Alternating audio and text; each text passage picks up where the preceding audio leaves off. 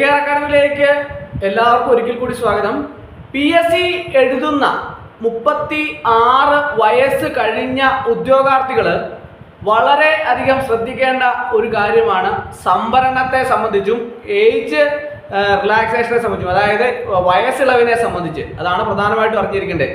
ഏതൊക്കെ വിഭാഗങ്ങൾക്കാണ് വയസ്സിളവ് ലഭിക്കുന്നത്, അത് എത്ര വർഷം വരെ വയസ്സിളവ് ഉണ്ടായിരിക്കും, ഇങ്ങനെയുള്ള കാര്യങ്ങളെക്കുറിച്ച് 36 വയസ്സ് കഴിഞ്ഞ ഉദ്യോഗാർത്ഥികളെ സംബന്ധിച്ചിടത്തോളം അത് പ്രത്യേകമായിട്ട് എല്ലാവരും അറിഞ്ഞിരിക്കണം. പല ഉദ്യോഗാർത്ഥികൾക്കും വയസ്സിളവിനെ സംബന്ധിച്ച് ഏതൊക്കെ വിഭാഗങ്ങൾക്കാണ് വയസ്സിളവ് ലഭിക്കുന്നത്, എത്രയാണ് വയസ്സിളവ് ലഭിക്കുന്നത്, ഇങ്ങനെയുള്ള കാര്യങ്ങളെക്കുറിച്ച് ഒന്നും തന്നെ ഒരു ധാരണയും ഇല്ലാതെയാണ് മുമ്പോട്ട് പോകുന്നത്.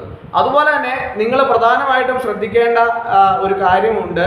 നമ്മൾ വയസ്സിളവ് ലഭിക്കണമെങ്കിൽ നമ്മുടെ പ്രൊഫൈലിൽ നമുക്ക് ആ ആനുകൂല്യം ഏത് വിഭാഗത്തിൽപ്പെടുന്ന ആളാണ് എന്നതിനെക്കുറിച്ച് വ്യക്തമായിട്ട് കാണിച്ചിരിക്കണമെങ്കിൽ മാത്രമേ നമുക്ക് വയസ്സിളവ് ലഭിക്കുകയുള്ളൂ. അപ്പോൾ നമുക്ക് അതിനെക്കുറിച്ച് ഇന്നത്തെ ക്ലാസ്സിൽ വിശദമായിട്ട് നമുക്ക് ചർച്ച ചെയ്യാം. ആദ്യം തന്നെ മനസ്സിലാക്കേണ്ട ഒരു പ്രധാനപ്പെട്ട കാര്യമുണ്ട്. വയസ്സിളവ് ലഭിക്കുന്നത് സംവരണ വിഭാഗങ്ങൾക്കാണ്.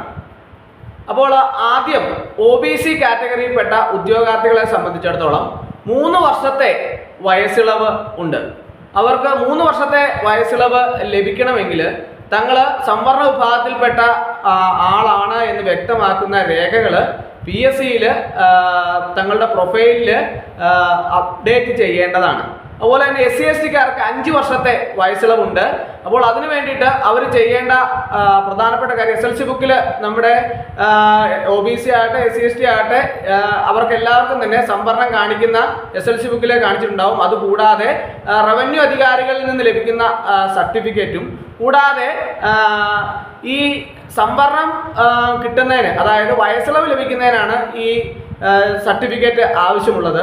അതുകൂടാതെ സംവരണം ലഭിക്കുന്നതിന് വേണ്ടിയിട്ട് നോൺ ക്രിമിനറി സർട്ടിഫിക്കറ്റും കൂടി ഹാജരാക്കേണ്ടത് ആവശ്യമാണ്. അപ്പോൾ EWS വിഭാഗത്തിനെ സംബന്ധിച്ചിടത്തോളം വയസ്സിളവ് ഇല്ല, അതുപോലെ തന്നെ സംവരണം ഉണ്ട്. അതിനു വേണ്ടിയിട്ടുള്ള സർട്ടിഫിക്കറ്റ്, തങ്ങൾ EWS വിഭാഗത്തിൽ പെടുന്നതാണെന്ന് പറയുന്ന സർട്ടിഫിക്കറ്റ് നിങ്ങൾ ഹാജരാക്കേണ്ടതാണ്. PSC ആവശ്യപ്പെടുന്ന സമയത്ത് ഹാജരാക്കുകയും നമ്മുടെ പ്രൊഫൈലിൽ നമ്മൾ തങ്ങൾ OBC അല്ലെങ്കിൽ SC/ST അല്ലെങ്കിൽ EWS വിഭാഗത്തിൽ ഏത് വിഭാഗത്തിൽപ്പെട്ടവരാണെങ്കിലും തങ്ങൾ ആ വിഭാഗത്തിൽ പെട്ട ആളാണ് എന്നതിനെക്കുറിച്ച് നമ്മുടെ പ്രൊഫൈലിൽ അത് കൃത്യമായിട്ട് രേഖപ്പെടുത്തിയിരിക്കണം. ഇനി വളരെ പ്രധാനപ്പെട്ട മറ്റു കുറച്ച്, ഈ കാര്യങ്ങളൊക്കെ തന്നെ നിങ്ങൾക്ക് അറിയാവുന്നതാണ്. ഇനി മറ്റു കുറച്ച് വയസ്സിളവ് ലഭിക്കുന്ന വേറെ കുറെ കാര്യങ്ങളുണ്ട്. അതിനെക്കുറിച്ച് നമുക്ക് കൂടുതൽ നോക്കാം. ഭിന്നശേഷിക്കാരുടെ ഉയർന്ന പ്രായപരിധിയിൽ വയസ്സിളവ് ലഭിക്കുന്നത് അന്ധര്, കാഴ്ച പരിമിതർ, കേൾവി പരിമിതർ എന്നിവ അവർക്ക് ഉയർന്ന പ്രായപരിധിയിൽ 15 വർഷവും, അസ്ഥി വിഭാഗവും സെറിബ്രൽ പ്ലാസി വിഭാഗത്തിൽപ്പെട്ടവർക്ക് 10 വർഷവും ഉയർന്ന പ്രായപരിധിയിൽ ഇളവ് അനുവദിക്കുന്നതാണ്. ഇത് കൃത്യമായിട്ട് ഭിന്നശേഷിക്കാർ അറിഞ്ഞിരിക്കണം.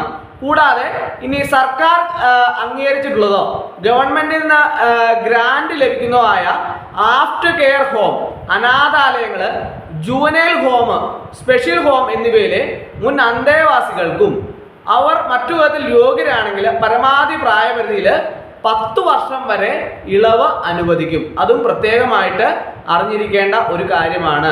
കൂടാതെ ഇൻഡോസിസ് പ്രൊജക്റ്റിൽ തൊഴിലാളികൾക്ക് മറ്റു വിധത്തിൽ യോഗ്യത ഉണ്ടെങ്കിൽ പ്രൊജക്റ്റിൽ അവരുടെ സർവീസിന് തുല്യമായ കാലത്തോളം ഉയർന്ന പ്രായപരിധിയിൽ ഇളവ് ലഭിക്കുന്നതാണ്.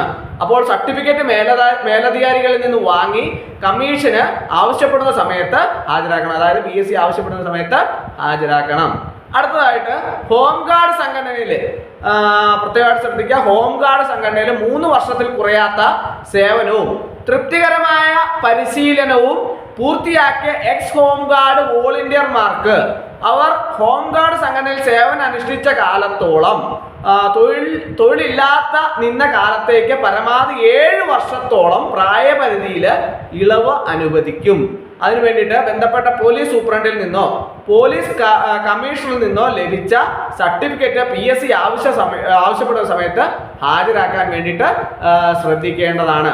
അതുപോലെ തന്നെ കേരള സംസ്ഥാനത്തെ മന്ത്രിമാരുടെയൊക്കെ പേഴ്സണൽ സ്റ്റാഫായിട്ട് നിന്നിട്ടുള്ള അവരെ സംബന്ധിച്ചിടത്തോളം അവരുടെ സേവനം അനുഷ്ഠിച്ചിട്ടുള്ള ഉദ്യോഗാർത്ഥികൾക്ക് അവർ മറ്റു വിധത്തിൽ യോഗ്യരാണെങ്കിൽ അവർക്ക് അവരുടെ അപ്രകാരമുള്ള സേവനത്തിന് തുല്യമായ കാലത്തോളം ഉയർന്ന പ്രായപരിധിയിൽ ഇളവ് നൽകുന്നതാണ്.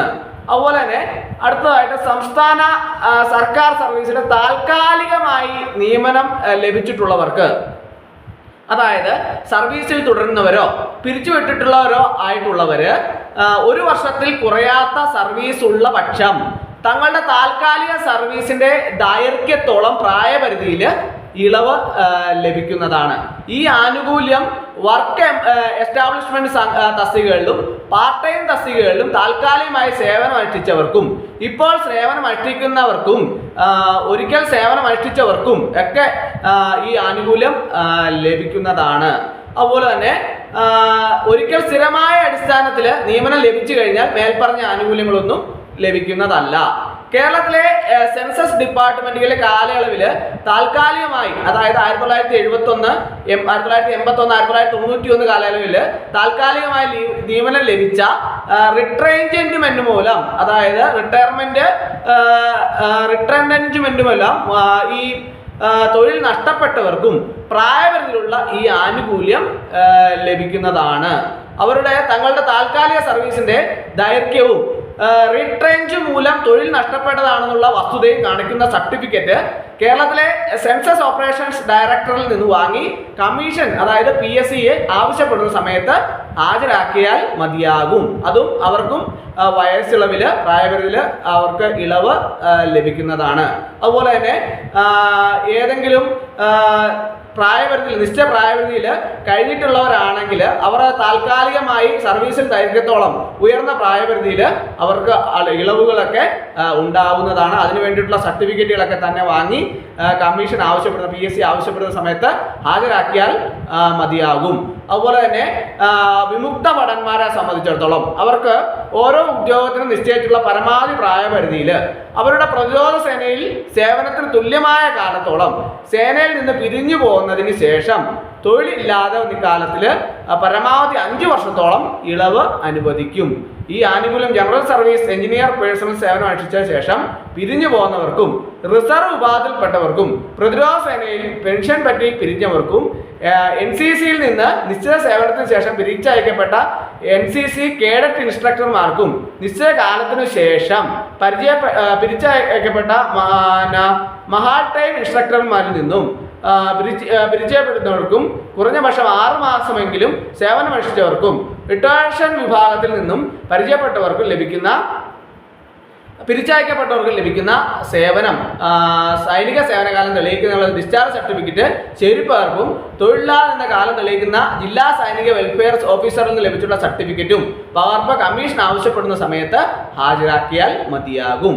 അപ്പോൾ ഇങ്ങനെയുള്ള ആനുകൂല്യങ്ങൾ, അതുപോലെ തന്നെ പലരും ചോദിക്കാറുള്ള പ്രധാനപ്പെട്ട ഒന്നാണ്, വിധവകളായ അപേക്ഷകർക്ക് ഉയർന്ന പ്രായപരിധിയിൽ 5 വർഷം വരെ ഇളവ് അനുവദിക്കും. അതിൻ്റെതായ വിധവകളാണ് എന്ന് തെളിയിക്കുന്ന സർട്ടിഫിക്കറ്റ് ഹാജരാക്കിയിരിക്കണം. അത് തങ്ങളുടെ പ്രൊഫൈലിൽ അപ്ഡേറ്റ് ചെയ്തിരിക്കണം.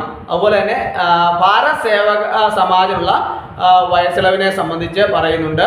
സംസ്ഥാന സർക്കാരിൻ്റെയോ കേന്ദ്ര സർക്കാരിൻ്റെയോ സാമ്പത്തിക സഹായത്തോടെ ഭാരത് സേവക് സമാജ് ഏറ്റെടുത്ത് നടത്തി വരുന്ന പദ്ധതികളുടെ നിർവഹണത്തിന് വേണ്ടി ഭാരത് സേവക് സമാജ് വേണ്ടി നിയമിച്ചിരുന്ന മുൻ ജീവനക്കാർക്ക് മറ്റു യോഗ്യതകളെല്ലാം ഉള്ള പക്ഷം ഉയർന്ന പ്രായപരിധിയിൽ വ്യവസ്ഥയ്ക്ക് വിധേയമായി ഭാരത് സേവാ സമാജിന് കീഴിലുള്ള മേൽപ്പറഞ്ഞ സേവനത്തിന്റെ തുല്യമായ കാലത്തോളം ഇളവ് നൽകുന്നതാണ്. അതും പ്രത്യേകമായിട്ട് നോട്ട് ചെയ്യേണ്ട ഒരു പ്രധാനപ്പെട്ട കാര്യമാണ്. അപ്പോൾ ഇത്രയും വിഭാഗങ്ങൾക്കാണ് PSCയിൽ വയസ്സിളവ് ലഭിക്കുന്നത്. 36 വയസ്സ് കഴിഞ്ഞ ഉദ്യോഗാർത്ഥികളെല്ലാം തന്നെ ഈ വയസ്സിളവിനെ സംബന്ധിച്ച് വ്യക്തമായുള്ള ധാരണ ഉണ്ടായിരിക്കണം. എങ്കിൽ മാത്രമേ തങ്ങൾക്ക് ഓരോ നോട്ടിഫിക്കേഷനും വരുന്ന സമയത്ത് കൃത്യമായിട്ട് അപേക്ഷ സമർപ്പിക്കാൻ വേണ്ടിയിട്ട് സാധിക്കുകയുള്ളൂ. അല്ലാത്ത പക്ഷം തങ്ങൾക്ക് അപേക്ഷ സമർപ്പിക്കാൻ സാധിക്കില്ല. കാരണം എന്താണെന്ന് ചോദിച്ചാൽ അതിനെക്കുറിച്ച് വ്യക്തമായ ധാരണയില്ലെങ്കിൽ എങ്ങനെയാണ് അപേക്ഷ സമർപ്പിക്കേണ്ടത്, ആർക്കൊക്കെയാണ് അപേക്ഷ സമർപ്പിക്കേണ്ടത്, എത്ര വയസ്സിളവ് വരെ തങ്ങൾക്ക് ഉണ്ടാകും എന്നത് കൃത്യമായിട്ട് കാൽക്കുലേറ്റ് ചെയ്ത് അപേക്ഷ സമർപ്പിക്കാൻ വളരെ പ്രയാസമാണ്. അതുകൊണ്ട് തന്നെയാണ് ഞാൻ കൃത്യമായിട്ട് എല്ലാവർക്കും ഈ കാര്യങ്ങൾ പറഞ്ഞു തന്നത്. അപ്പോൾ 36 വയസ്സ് കഴിഞ്ഞ് ഉള്ളവർ പ്രത്യേകം ശ്രദ്ധിക്കണം. കാരണം എന്താണെന്ന് ചോദിച്ചാൽ അവർക്ക് ലഭിക്കുന്ന അവസരങ്ങൾ വളരെ കുറഞ്ഞ അവസരങ്ങൾ മാത്രമാണ് മറ്റുള്ളവരെ അപേക്ഷിച്ച് തങ്ങൾക്ക് ലഭിക്കുന്നത്. അതുകൊണ്ട് തന്നെ ഇങ്ങനെ ലഭിക്കുന്ന അവസരങ്ങൾക്കകത്ത് വരുന്ന നോട്ടിഫിക്കേഷനുകളെല്ലാം തന്നെ പ്രത്യേകമായിട്ട് ശ്രദ്ധിക്കാൻ, തങ്ങൾക്ക് എന്തെങ്കിലും ഞാൻ ഈ പറഞ്ഞ വിഭാഗങ്ങളിൽ ഏതെങ്കിലും പെടുന്ന ഉദ്യോഗാർത്ഥിയാണോ എന്ന് കൃത്യമായിട്ട് മനസ്സിലാക്കണം. അപ്പോൾ അങ്ങനെ വിഭാഗത്തിൽപ്പെടുന്ന ആളാണെങ്കിൽ തങ്ങൾക്ക് അതിലേക്ക് അപേക്ഷ സമർപ്പിക്കാം. ഇത്ര വർഷത്തെ വയസ്സിളവ് തങ്ങൾക്ക് ഉണ്ടാകും.